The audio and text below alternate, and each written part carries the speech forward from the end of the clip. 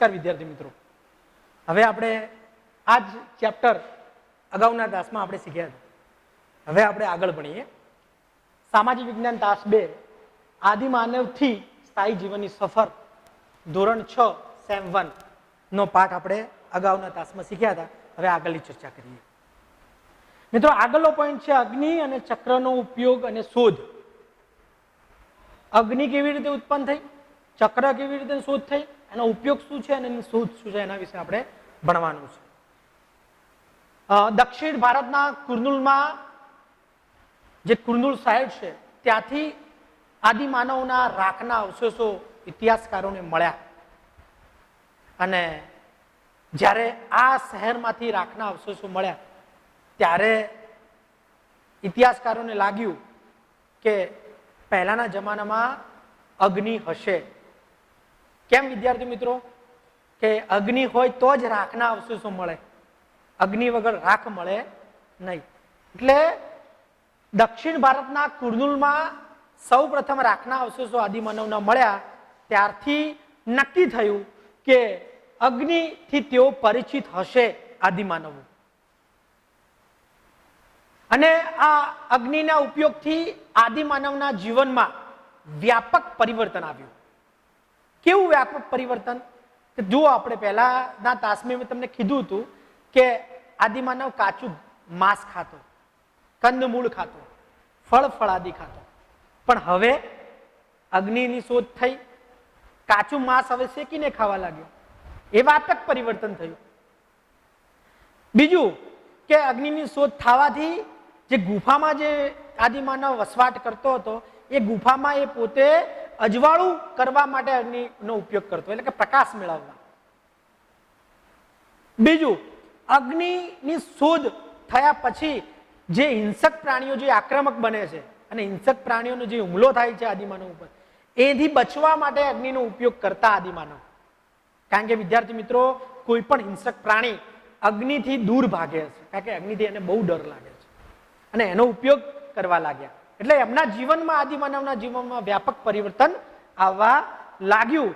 અને એના કારણે અગ્નિ ખૂબ જ ઉપયોગી શોધ ગણાઈ ગઈ એ વખતે. અને એવી ને એવી એક બીજી શોધ છે ચક્રની. વિદ્યાર્થી મિત્રો, તો અગ્નિના ઉપયોગ પછી આદિમાનવના જીવનમાં પૈડાએ મહત્વનું પરિવર્તન આણ્યું. પૈડું એટલે ચક્ર. ચક્રએ મહત્વનું પરિવર્તન આવ્યું છે. અને ચક્ર શેમાંથી બનાવતા?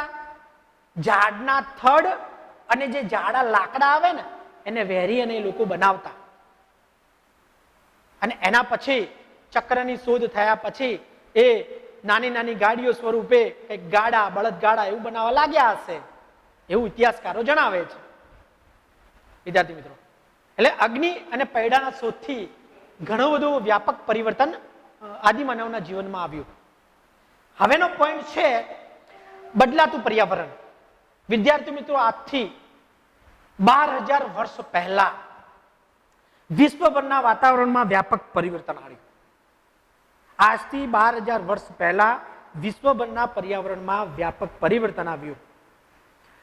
વ્યાપક પરિવર્તન આવવાથી પૃથ્વી પર તાપમાન વધ્યું. અને પૃથ્વી પર તાપમાન વધ્યું એટલે ઘાસના મેદાનો વધ્યા, જંગલોનો વિસ્તાર થયો, ઘાસના મેદાનો ઉત્પન્ન થયા. અને વિદ્યાર્થી મિત્રો, જેટલા ઘાસના મેદાનો વધારે પ્રમાણમાં બન્યા, જેટલું વધારે ઘાસ ઉગ્યું, એટલા તૃણાહારી એટલે કે ઘાસ ખાનારા પ્રાણીઓની સંખ્યા એ વખત વધી. અને એ વખત વધવાથી તેનો લાભ આદિમાનવે મેળવ્યો. તેઓ આવા પ્રાણીઓની જે રીતભાત છે, કે જે હિંસક પ્રાણીઓ હતા, એ સાથે સાથે આવા જે પણ તૃણાહારી પ્રાણીઓ છે, એમની રીતભાત ઉપર એ લોકો અભ્યાસ કરવા લાગ્યા આદિમાનવ. અને આવા અભ્યાસ કરવાના કારણે એમના માનસિક વિકાસ થયો આદિમાનવનો. એ વિચારતો થયો.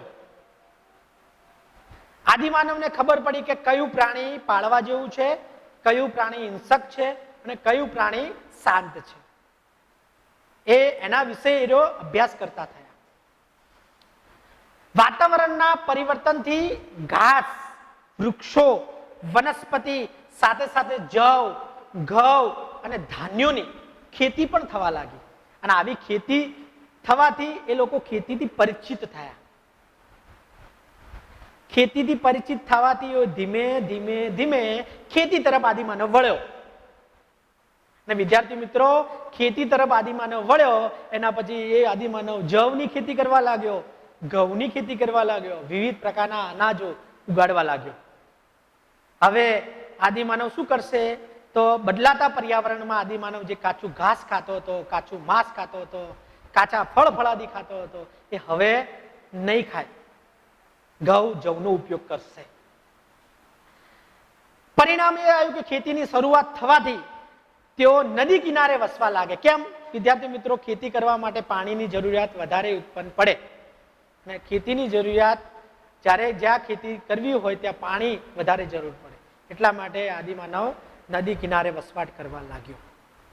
અને એ પોતે મેં તમને પહેલા પણ કીધું હતું કે આદિમાનવ ભટકતું જીવન જે જીવતો હતો ને ખોરાકની શોધમાં, એ હવે બંધ કરી દીધું. અને હવે કયા તરફ વળ્યો? સ્થાયી જીવન તરફ. આપણું મેન ટાઇટલ સ્થાયી જીવન તરફ આદિમાનવ વળ્યો. હવે એક જગ્યાએ રહેવા લાગ્યો.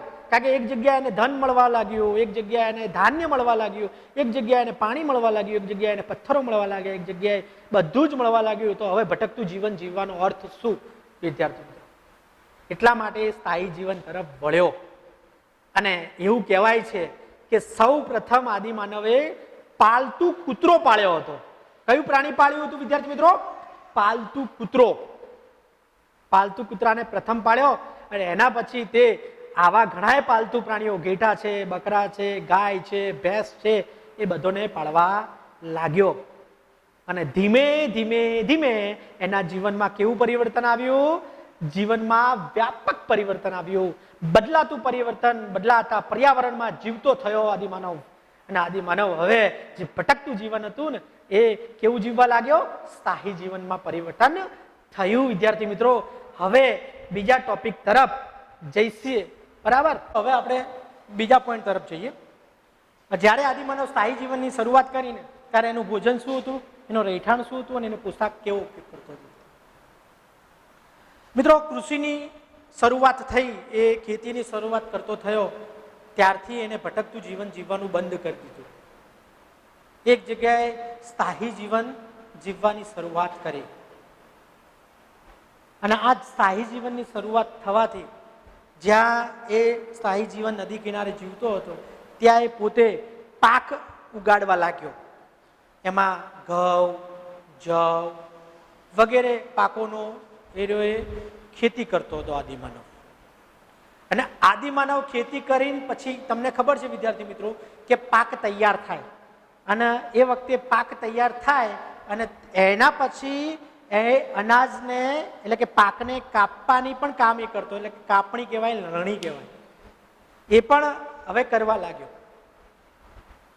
હવે એને ખબર પડી કે જે પાક તૈયાર થયો છે એના ડુંડા છે ને, એ ડુંડામાંથી હવે દાણા નીકળવાના છે. તો હવે વિદ્યાર્થી મિત્રો દાણા પણ નીકળવા લાગ્યો. જુઓ તમે, જેમ જેમ ખેતીની શરૂઆત થઈ એમ એમ એ ઓળખતો થયો. ઘઉં જવને ઓળખતો થયો, તો ઉગાડતો થયો, એને તૈયાર થયા પછી કાપતો થયો, તૈયાર થયા કાપતા થયા પછી એના જે ડુંડામાંથી દાણા પણ છૂટા પાડતો થયો. અને દાણા છૂટા પાડી અને એ ભોજનમાં ઉપયોગ કરવા લીધો. એને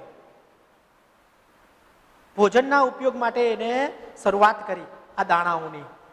તેઓ ઘઉં, જવ અને છેવટે માછલા પણ ખાતો. વિદ્યાર્થી મિત્રો, એને માછલા પણ ખાવાની તો રીતભાત તો ચાલુ જ રાખી હતી. અને એ વિદ્યાર્થી મિત્રો ગારા એટલે ગારામાંથી બનેલા અને માટીમાંથી બનેલા જે મકાનો છે અને ઘાસનામાંથી બનેલા જે મકાનો છે એ મકાનોમાં વધારે રહેતો. એ વખતે પહેલા ગુફામાં રહેતો, પણ પછી હવે ધીમે ધીમે ગારો, માટી અને ઘાસના મકાનોમાં રહેવા લાગ્યો. પથ્થરોમાંથી ખેતીના ઓજારો બનાવતો.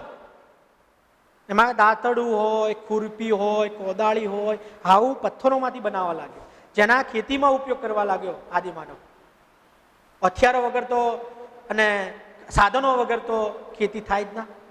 એટલે પથ્થરોમાંથી ઓજારો પણ બનાવવા લાગ્યો, જેમાં દાંતરડું, ખુરપી, પછી કોદાળી વગેરે સાધનોનો ઉપયોગ કરવા લાગ્યો.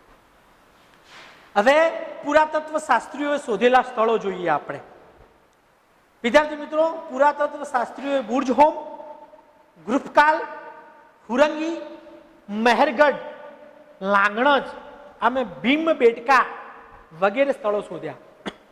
એમાં મહેરગઢ છે ને એ અત્યારે પાકિસ્તાનમાં આવેલું છે. આપણો પાડોશી દેશ પાકિસ્તાન, એ પાકિસ્તાનમાં અત્યારે મહેરગઢ આવેલું છે.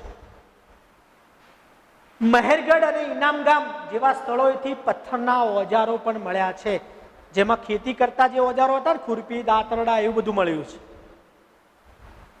મહેરગઢ ભારતનું પ્રાચીન ગામ કહેવાય છે, જૂનું, સૌથી જૂનું ગામ હોય ને તો મહેરગઢ. વિદ્યાર્થી મિત્રો, તેઓ ઘેટા બકરા પાળતા અને પાલતુ પશુઓને પાળી અને એના પછી જે આપણા જે ડુંડામાંથી જે દાણા જે છૂટા પડ્યા હતા ને, એ દાણાનો સંગ્રહ કરવા માટે કોઠારો પણ મળ્યા છે ત્યાંથી. એટલે કે અનાજનો સંગ્રહ પણ કરતા. સંગ્રહ કરવા માટે કોઠાર બનાવવો પડે અને એમાં સંગ્રહ કરતા. કેમ સંગ્રહ કરતા? કે આજે ખેતી ના થાય તો આવતીકાલે અનાજનો ઉપયોગ ખાવામાં થઈ શકે એટલા માટે. તેઓ લંબચોરસ ઘરોમાં રહેતા. એમનું ઘર હંમેશા લંબચોરસ હોય. તેઓ ઘરોમાં અનાજના કોઠારો પણ મળ્યા છે, અનાજ પણ રાખતા. મહેરગઢમાં મૃત્યુ પામનારને દફનાવવામાં આવતો, એટલે કે ખાડો ખોદી અને એને પછી મરી ગયા પછી એને ત્યાં દફનાવવામાં આવતો. એના પણ પુરાવાઓ મહેરગઢમાંથી મળ્યા છે. અને એવું કહેવાય છે વિદ્યાર્થી મિત્રો કે તેઓ મનુષ્યની જે દફનાવવાની પદ્ધતિ હતી ને, એટલે મનુષ્યની સાથે સાથે બકરીને પણ એ દફનાવતા. એવું એ વખતે રિવાજ હતો. એકલા મનુષ્યને નહીં પણ એની સાથે બકરીને પણ દફનાવતા. આવું ઇતિહાસકારો જણાવે છે. આવું જ મહારાષ્ટ્રનું ઇનામ ગામ છે અને આવા ઇનામ ગામમાંથી બાળકોના મૃતદેહના અવશેષો પણ મળી આવ્યા છે.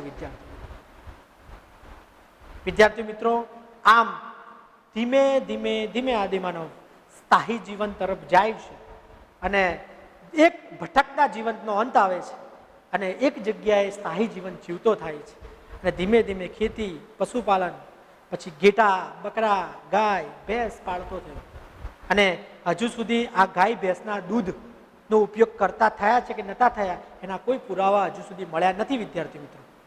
પણ માની શકીએ કે કદાચ પાળતુ પ્રાણીઓને પાળ્યા હશે તો દૂધનો પણ ઉપયોગ કર્યો તો હશે જ. વિદ્યાર્થી મિત્રો, આ પાઠ આપણે સારી રીતે સમજ્યા છીએ અને સારી રીતે ભણ્યા પણ છીએ. આ દરેક ટોપિકની ચર્ચા મેં બહુ એકદમ સારી રીતે કરી છે, તમને સમજણ પડે એ રીતે. હવે આપણે અહીંયા પાઠ સંપૂર્ણ પૂરો કરીએ છીએ. હવે આના અંદર જે સ્વાધ્યાય છે એ આપણે લખવાનું છે પાકા ચોપડામાં. ત્યાર સુધી હવે નેક્સ્ટ તાસમાં જે પાઠ શીખશું ત્યાર સુધી આવજો. Bye bye.